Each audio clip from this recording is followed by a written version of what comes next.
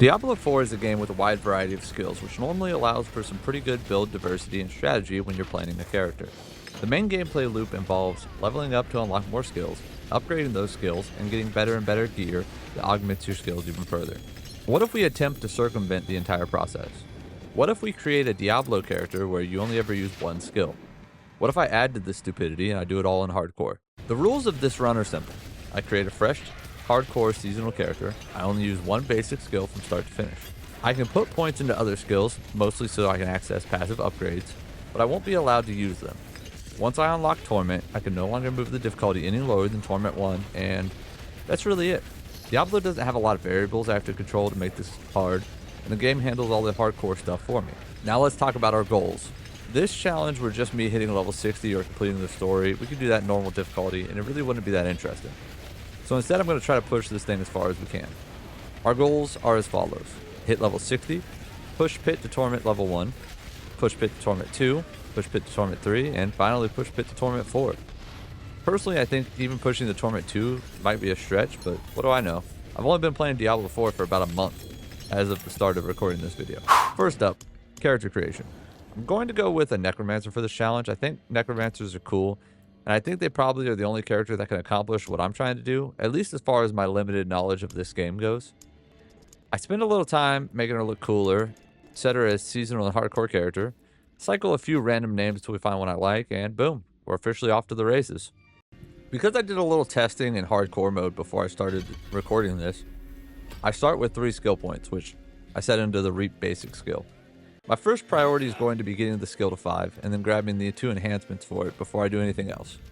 I don't know if Reap's the best skill for this, but it's the skill I decide I'm going to go with because I like the way it hits. After that, I kick off the seasonal main quest.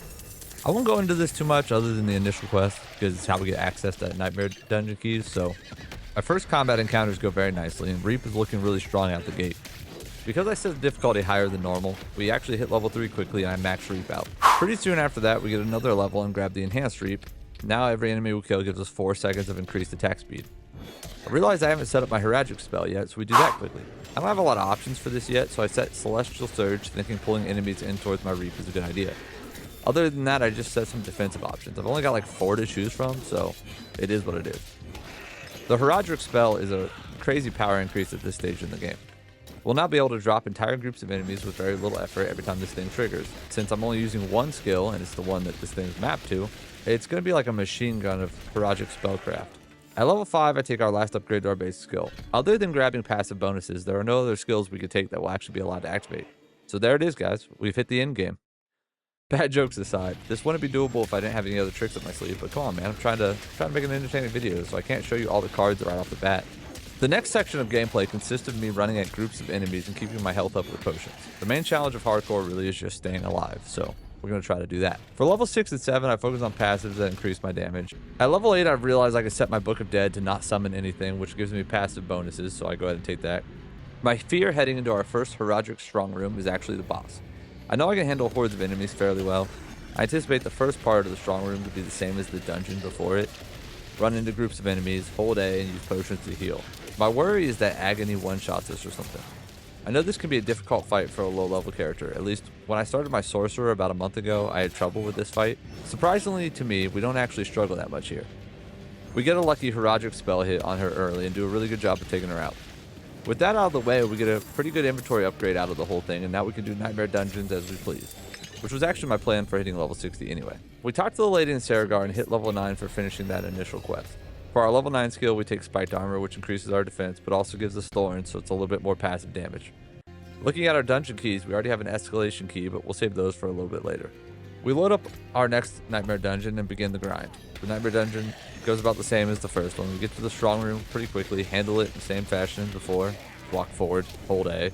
Once Agony spawned again, I did my best to dodge while dealing damage without putting myself in too much risk, and we take her out. After that, the second half of the dungeon is just as easy as the first. Take out enemies and upgrade our gear as best we can as we go. At the end of that Nightmare Dungeon, the final spider boss is kind enough to not only stand still and let Celestial Surge destroy it, but also drop our first legendary of the run. Unfortunately, it has an effect to help Bone Spear, but oh well, a legendary is still cool to have at level 13. Oh yeah, did I mention I got a few levels in here? Our skill points are being funneled into passive upgrades that either increase damage or survivability, but I'm not going to bore you with all the details on that. From here, I just run more Nightmare Dungeons, and I hit level 15, and I think it's time we try to up the difficulty level because these aren't really providing much challenge, and I'd rather get more XP if we can. To test that out, we go into a Forgotten Wisdom Nightmare Dungeon. For those who may not know, these provide extra experience orbs on kills and have a fountain that increases experience gain for about a half an hour. During this, we hit level 16, 17, 18, 19, 20, 21, and 22. We went up 6 levels in one dungeon. Yeah, I think expert difficulty is the way to go for now. At this point, I don't think I need to bore you with all of the decisions we make or to go through each dungeon. We start taking passives that increase damage to vulnerable enemies because my Heraldric spell applies vulnerable. We pushed through Nightmare Dungeons for a while, bringing us all the way to 27, and let me tell you, it was a riveting experience. Just walking around, holding A the whole time. Boss fights, we even get to stand still and hold A. I know, amazing gameplay like this. I feel like you have to subscribe to this channel, right? Then I take a detour and I do the steps required to unlock the Golem, which is really just more of the same. I hold A, monitoring my health as I walk around killing everything. Unlocking the Golem gives me another good passive boost since, I can actually summon the thing. Following that, I continue to grind Nightmare Dungeons. At some point in the grind, I switched to Penitent difficulty. It slowed my clears a little, but not enough to make a difference. There were 2 real significant upgrades added during this, and 1 near-death experience. One upgrade was the addition of the Simtek and Yaxton runes, which basically just turned my dodge and potion taking into another attack. Every time I dodge, the Barbarian's Earthquake skill triggers. The same goes for potion taking, except this is Sorcerer's Meteorites. The other upgrade was the Helm of Cursed Aura, which inflicts 2 curses on enemies in my vicinity. With these upgrades, I can just about do Nightmare Dungeons without using any abilities. Of course, this would take a really long time to accomplish, so we're not going to do that, but it's still cool. In case you were wondering, yes, I started to move points towards our new curses, but I also immediately removed those from the hotbar so I wouldn't accidentally cast them or anything. All of my upgrades went into either curse or survivability after this. And we get to the point where we can walk into normal enemies and kill them without even lifting a finger, which is honestly kind of cool. I feel like my Necromancer has become a walking embodiment of death. When it comes to elite and bosses, a combination of Reap and our Heraldric spell, plus our dodge and potion attacks, have us dropping them pretty easily as well. This was actually so awesome it had me rethinking my original build plan, but I guess you'll have to stick around to see how things end up going. In fact, I'm writing this as I play, and I'm also excited to see how things end up going. The near-death experience was to Astaroth, which is not my proudest moment. I even knew it was going to be difficult, so I dropped the difficulty to expert before I went in. I mean, look at this, man. I barely hang on by a thread. I'd be lying if I said my heart wasn't racing a little bit during this exchange, but we didn't die yet. Then I decided to run some of the escalation sigil I have on hand instead of just the normal Nightmare Dungeons. I dropped the difficulty to hard because I'm a little afraid of Astaroth, as we just saw. But man, is this gameplay boring. I'm literally playing Diablo one-handed during part of the grind because I'm just walking around one-shotting everything. I'm just trying to hit 60 as pain-free as possible, while also trying to acquire some pieces that I originally planned for the build. Actually, pause the video and drop a comment if you have a guess of what the final build's going to look like. I'll be honest, being a walking auto-death machine who does more damage dodging and potion taking than he does attacking was not part of my original plan. I found out at the end of my first escalation dungeon, though, that Astaroth doesn't actually spawn until you're in Torment difficulty, so these are just 3 normal Nightmare Dungeons in a row. It's good for XP and laughably easy on hard difficulty. I would switch this back to just doing normal Nightmare Dungeons until we hit 60. And there it is, level 60 Necro. Okay, so before we move forward and figure out how we're going to scale this build to take on Torment, I'd love to tell you that I have some master plan for the Paragon levels, but honestly, I'm just not knowledgeable enough on Necromancers to know what I'm doing. We're kind of just winging the whole thing, and as you can see right now at least, our general strategy has stayed the same. Using the aspect of the Cursed Aura, which was not part of my original plan, but is really doing the heavy lifting, and is working out well for us. So here's my plan. I'm going to run Pit level 7, which is equivalent to Penitent difficulty, just to see how we've scaled up so far, because I haven't been a Penitent for a minute. Then, depending on the result of that, we may immediately take a crack at level 10 Pit and unlocking Torment, or we may have to buff ourselves a little more before that. As you can see, the initial Penitent test is looking very promising. We one-shot everything that isn't an Elite, and Elites only take a few swings of Reap to go down. How does it look against the Pit Guardian, though? Oh, well, alright, that was easy. So with how well that went, I decided we might as well take a shot at Pit level 10. Not too shabby, honestly. The normal enemies are basically the same as in Penitent, and while the Elites definitely have more health, it's barely noticeable to us. All around, we end up crushing the first part of this. So the question is, once again, how do we do against the Guardian? The Guardian fight is much longer than the last one. We have to dodge attacks even, but in the end, he goes the way of the dodo. We hit Paragon level 16, and we can officially say we've knocked out 2 out of the 5 goals on our list. Now we just need to get strong enough to clear Torment too. Per the rules, I am now playing in Torment and can no longer lower our difficulty setting. From this point forward, this challenge is going to be interesting. We could take on the lair bosses and Astaroth and escalating dungeons, but I think we need to power up some more before we try all that. I ran a nightmare dungeon with a strong room that I forgot to record, but unfortunately the legendaries dropped in there didn't give us any upgrades anyway, so I guess we could just pretend like it didn't happen. We have a grim favor for running a pit, so I guess we'll go ahead and run that really quick in order to get a reward from the Tree of Favors. This pit goes as easily as the first, honestly, and after clearing it and turning in our reward with the Tree of Favors, we hit Paragon level 22. I took the collection of rings because, well, I guess it's time to finally be transparent about the build plan. We are looking for the Ring of Sacrilegious Soul, which has the best odds of dropping from the Echo of Vershan, one of the lair bosses. I'm trying not to have to go that route if we can help it. I'm not so confident this is going to work, however, so I decided to start focusing on Tree of Whisper missions in order to obtain Malignant Hearts to take on Vershan. For those of you who are unfamiliar with the endgame loop of Diablo 4, it's essentially a pyramid where you grind materials you need to open chests after defeating lair bosses. Each lair boss has their own material you have to get, and you have to get 12 of them to open their chest. Then you get a reward from that, which lets you open the chest of greater lair bosses down the pyramid. These only take 3 of their material, so essentially you have to farm 36 materials in order to get 1 greater lair boss. During any one of these chest openings, there's a chance for Belial to spawn and attack, which gives you the materials needed to open the Belial chest after his boss fight. Essentially, the whole thing is just a time sink, but that's really what we're doing here. For my build plan, the first step is to acquire the Ring of Sacrilegious Soul. If we are lucky, we will get it before fighting Vershan. If we're unlucky, we may have to fight him multiple times. Boom, just like that, we got our first ancestral piece of gear and hit Paragon level 28. Unfortunately, we only acquired 3 Malignant Hearts, so 9 more to go. Holy crap, we got it. I just happened to hit the Curiosity Trader, and what are the odds? We actually got what we needed. Now I just have to rework our whole build real quick. Okay, let me walk you through what we did. Basically, I've still got the Cursed Aura set up, and I've got Sacrilegious Soul now. My skill points have been redistributed to buff every skill that Sacrilegious Soul and Cursed Aura use, namely Corpse Explosion, Corpse Tendrils, and the 2 curses. Then I've changed my Book of the Dead to actually have minions. I'm going to have to experiment around with Book of the Dead, though, because I don't know what's best. I've never used minions before. Now, here's the part you guys might not like, but it's unavoidable. I have to put all the Sacrilegious Soul skills onto the hotbar in order for the ring to actually activate.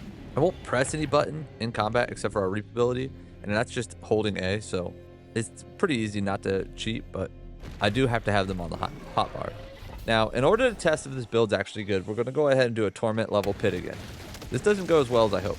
It's not bad, but I didn't set up my Book of the Dead correctly, I don't think.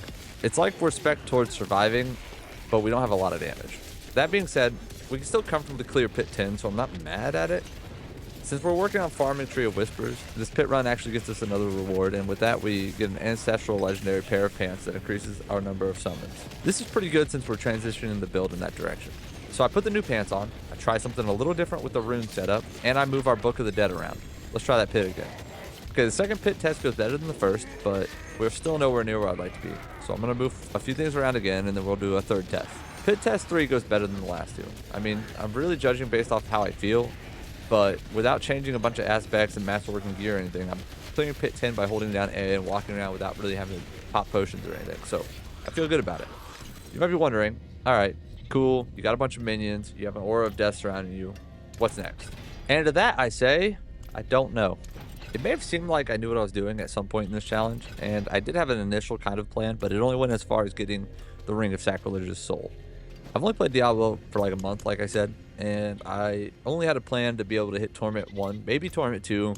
The challenge moving forward is the lair bosses are pretty difficult, and the greater lair bosses are even worse. If I misjudge the timing of when we go to try to take on those bosses, we essentially just lose the entire run. And so I have to scale us up while not really knowing exactly the best way to do that or exactly what items I'm looking for. And I also have to watch when I take on certain bosses so we won't get eliminated, because I'm pretty sure boss arenas lock you in. Here's what we're going to do next. I'm going to do an escalating nightmare dungeon. 1, to test our strength on the big guy at the end. But 2, to get more of a feel for what we exactly need to upgrade in order to move forward.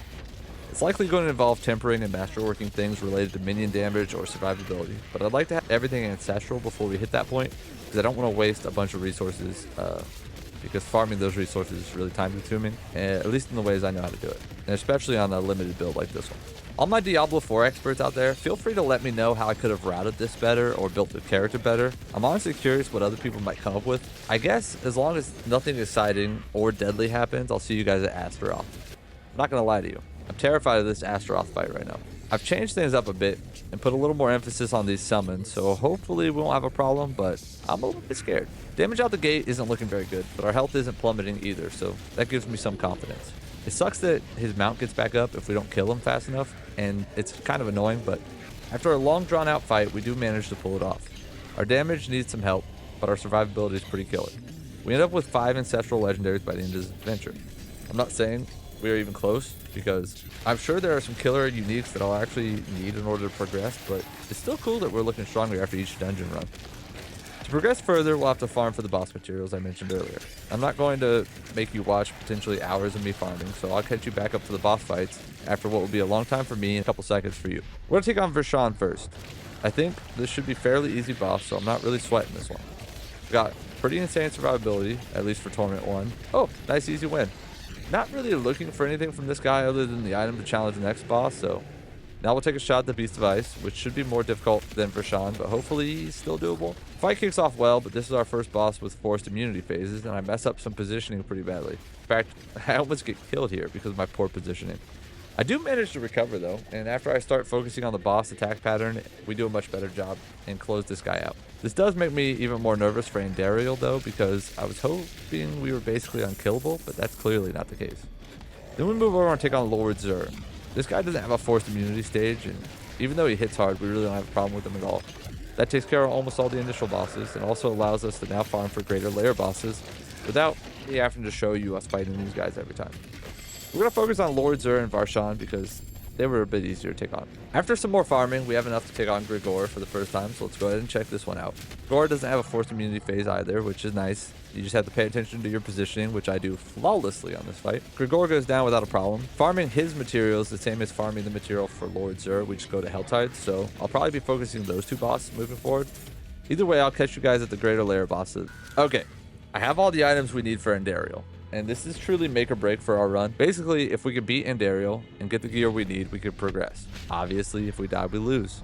The scary thing with Andariel is she has multiple forced invincibility phases, as well as, at least as far as I've played on my sorcerer, the ability to one-shot you if you don't have barrier. We start off the fight with some really good damage on Andariel, and it's looking quite promising. Once we hit the first forced invincibility phase, however, don't feel nearly as confident. For whatever reason, our damage against the effigies just isn't working out for us at all. This puts us in a weird position of having to constantly dodge, and although we get through this one without dying, I know this was the easiest of the phases. Second Andariel phase goes like the first. We got really good damage against Andariel. Second invincibility phase, I think, actually goes better than the first, and we make it to the third phase. Third Andariel phase, we knock her down some more, and this is when disaster strikes. The third invincibility phase is not going according to plan. I have a tough time dodging the fire line or whatever the heck it's supposed to be, while also trying to stay out of Andariel's dash line, and unfortunately we end up getting smoked. The run's officially over. I'm not sure what I could have done differently. Maybe I should have tried the other greater layer boss. Maybe I should have grinded the pit and Paragon levels a bit more before trying Andariel. I do truly believe this run could have hit Torment 2 at the very least, probably even at the level we were at, but I didn't want to not be able to go back to Torment 1.